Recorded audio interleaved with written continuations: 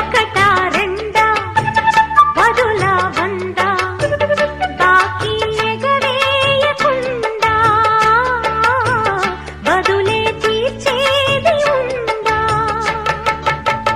మెదడే ఉందా మతిపోయిందా సాలే మీ కాకి గోలా వేళ పాడంటూ లేదా?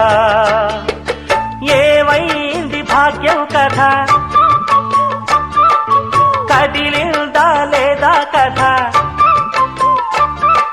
వ్రతమేదో చేస్తోందట అందాక ఆగాలట సౌఖ్యంగా బ్రతకాలి సౌఖ్యాలే పొందాలి చుక్కలు తెమ్మన్నా తెంచుకురానా చూస్తావా నామైనా చేస్తానే